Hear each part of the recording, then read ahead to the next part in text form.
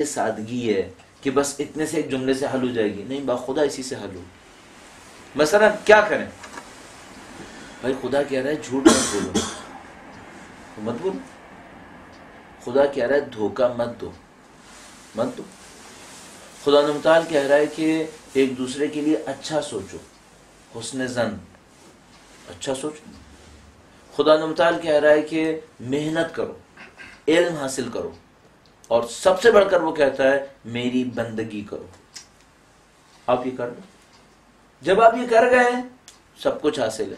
اچھا اگر یہ نہیں کیا آپ پی ایچ ڈی کر لو، پوسٹ پی ایچ ڈی کر لو، آئنسٹائن بن جاؤ، ادھر سے جارج بش بن جاؤ، بل کلنٹن بن جاؤ، کچھ بھی کر لو، مشکل حل نہیں ہوگی، مشکل اپنی جگہ رہے گی۔ تو آپ اور میں زندگی میں کچھ بھی ہوں، حل ایک ہی ہے، اللہ کی مانو، بس یہ حل ہے۔ اچھا اب وہ اللہ کی مانو کتنا وسیع ہے؟ یہ بہت وسیع ہے۔ یہ دیکھو صبح کو اٹھ کر اس نے کیا مانگا ہے ہم سے، وہ کر لو۔ رات کو سونے سے پہلے کیا مانگا ہے، وہ کر لو۔ دن بھر کے لیے کیا مانگا ہے، پیشے کے لیے کیا مانگا ہے، والدین کے ساتھ، بچوں کے ساتھ، بیوی کے ساتھ، محلے کے ساتھ، ہمسائے کے ساتھ کیا مانگا ہے خدا نے ہم سے، بس وہ کر لو۔ اچھا اب ممکن ہے آخری بات میں عرض کرتا چلوں پھر اختتام پذیر کروں، ممکن ہے کوئی یہ کہ مجھے سمجھ میں نہیں آتا اس نے کیا مانگا ہے، میں تو چاہتا ہوں کہ کروں لیکن مجھے سمجھ میں نہیں آتا۔ معمولاً ایسا نہیں ہو سکتا، معمولاً ایسا نہیں ہو سکتا کہ آدمی کو یہ پتہ نہ چلے کہ اللہ نے مجھ سے کیا مانگا ہے، سوائے ایک وجہ سے، عذر پیش کر کر کے اپنے آپ کو دھوکہ دے رہا ہے، ورنہ اس کو بہت اچھی طرح پتا ہوتا ہے مجھ سے خدا نے کیا مانگا۔ مثلا یہاں بیٹھے ہوئے کسی آدمی کو شبہ ہے کہ فجر کی نماز واجب ہے؟ شبہ ہے کسی کو؟ نہیں۔ یہاں بیٹھے ہوئے کسی آدمی کو شبہ ہے کہ شراب حرام ہے؟ نہیں۔ کیا نہیں پتا؟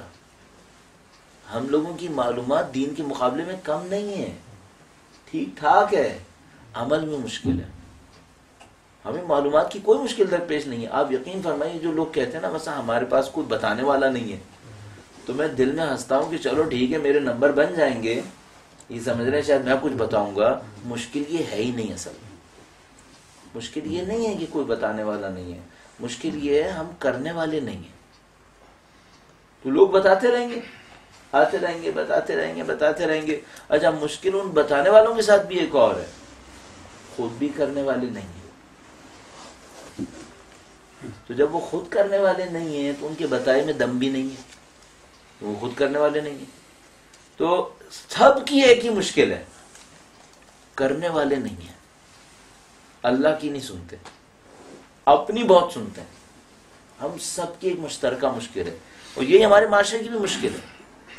جس دن یہ حال ہو گیا، مثلا میں کبھی کبھی سوچا کرتا ہوں، وقت کے امام کا تذکرہ کرنا چاہتا ہوں، درود بھیجے گا۔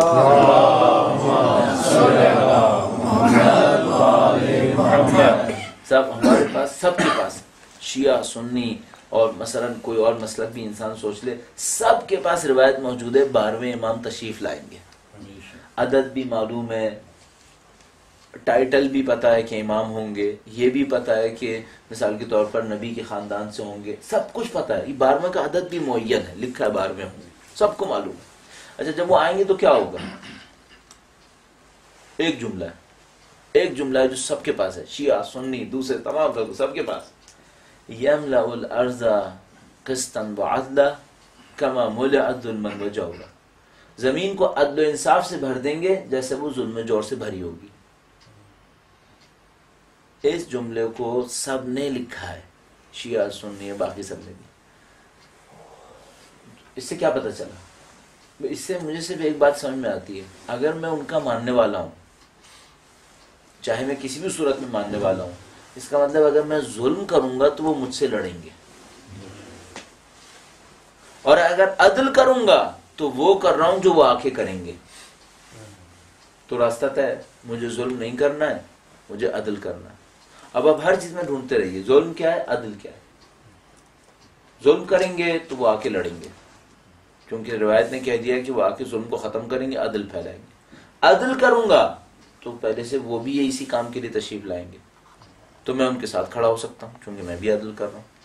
دیکھ لیجیے ظلم کیا ہے. ظلم کیا ہے؟ ہر عدل کو سوچ لیتے ہیں. عدل یہ ہے ہر چیز کو اس کا حق دے دو، یہ عدل ہے. جسم کا ایک عدل ہے، اس کو غذا چاہیے، دو. روح کے ساتھ ایک عدل ہے، اس کو اللہ کی بندگی چاہیے، اسے دو. ہر چیز کا ایک عدل ہے، ایک ظلم ہے. عدل کریں گے کامیاب ہو جائیں گے، ظلم کریں گے ناکام ہو جائیں گے. ممکن ہے کوئی کہ ہم بعض اوقات عدل کرنا چاہتے ہیں لیکن عدل بہت سخت ہے. بھائی یہاں کے وقت کے مطابق مثال کے طور پر 5 بجے 5:15 بجے کوئی اٹھے نماز پڑھے، یا مثلا شاید یہاں پہ تھوڑا سا زیادہ ہوگا تو وہ اٹھے نماز پڑھے کہ یہ بہت سخت ہے، تو پھر مطمئن ہو کر ایک جملہ سن لیں. اگر عدل سخت ہے، ظلم وحشت ناک ہے، لیکن صرف زہر آلود مٹھائی کی طرح شروع میں میٹھا ہے. اگر عدل سخت ہے، ظلم وحشت ناک ہے، شروع میں مٹھائی کی طرح میٹھا ہے، اندر زہر ہے، بعد میں قتل کرتا ہے. کسی نے آیت اللہ بہجت سے پوچھا مثال کے طور پر، اصل میں ہوا اس طرح سے تھا کہ ایک بچہ تھا نا 6 سال کا جس نے قرآن کریم حفظ کیا ہوا تھا، اس کو پی ایچ ڈی بھی مل گیا تھا، 7 سال کی عمر میں پی ایچ ڈی مل گیا تھا. تبا تبائی فرزند کا نام تھا. تو ان کے بارے میں کسی نے بہجت سے پوچھا کہ ان کو کیا کرنا چاہیے، تو انہوں نے جنرل کمنٹس دیے کہ لوگوں کو یہ کرنا چاہیے. تو اس میں نے ان کا آخری پہلے انہوں نے کہا یہ بھی کرے یہ بھی کرے، پھر انہوں نے کہا کم از کم اتنا ہی کر لینا کہ فجر سے لے کر سورج نکلنے تک چہل قدمی کر لے، یہ بھی روح کے لیے بہت اچھا ہے. صرف اتنا کر لے کہ فجر سے لے کر سورج نکلنے تک کچھ نہ کرے، چہل قدمی کر لے. پھر اس کے بعد فرمایا چہل قدمی کرے، نافلہ نماز پڑھے، اللہ کی بندگی کر لے. فرمایا یہ بھی روح کے لیے بہت اچھا ہے. اچھا ہمارا سونے کا ٹائم کیا ہے؟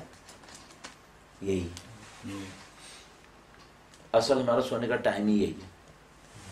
آپ نے دیکھا ہوگا رات کو 3 بجے تک محفل ہوتی ہے، بعد میں لوگ سو جاتے ہیں. پھر ہماری روح زندہ رہے گی ہماری؟ ہاں جسم رہیں گے، روح نہیں رہے گی، روح مر جائے گی. اب آپ کو سمجھ میں آیا پاکستان میں اتنے لوگ مر رہے ہیں، کسی کے اوپر اثر کیوں نہیں پڑ رہا؟ دنیا میں اتنے لوگ مرتے ہیں، کوئی پوچھتا ہے؟ نہیں، مر رہے ہیں، مرتے ہیں جانوروں کی طرح، کیڑے مکوڑوں کی طرح مر رہے ہیں. یہ سب ہو رہا ہے. اب میں اور آپ کیا کریں؟ روح زندہ کرو بھائی، اس روح کو زندہ کرو تاکہ اپنے کمالات دکھائے. آپ اپنی روح زندہ کریں، یہ آپ کو کمالات دکھانا شروع کر دے گی. آپ کی بات میں تاثیر بھی آئے گی، آپ جو کہیں گے وہ ہونا بھی شروع ہو جائے گا، سب کچھ ہو جائے گا. لیکن مشکل یہ ہے کہ نہ جاننا مشکل نہیں ہے، نہ کرنا مشکل ہے.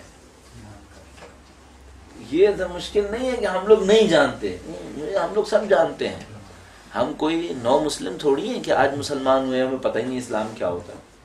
ہم لوگ تو پیدائشی مسلمان ہیں نا، ہم کو سب پتہ ہے. اصل مشکل کرنے میں، کریں گے کیا؟ تو میں اپنے عرائض یہیں پہ اختتام پذیر کرتا ہوں، اس دعا کے ساتھ کہ پہلے خدا مجھے خود کو اور پھر آپ سب کو بھی عمل کی توفیق نصیب فرمائے.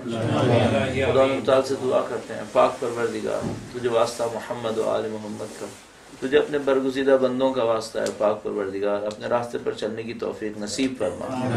اے پاک پروردگار جو تو نے ہماری زندگی کے لیے چاہا ہے کہ بہترین ہے، اس سب کو انجام دینے کی توفیق نصیب فرما. اے پاک پروردگار وقت کے امام کے ظہور میں تعجیل فرما، ہمیں اور ہماری اولادوں کو ان کے جانثاروں میں قرار فرما. ربنا تقبل منا انك انت السميع العليم برحمتك يا ارحم الراحمين.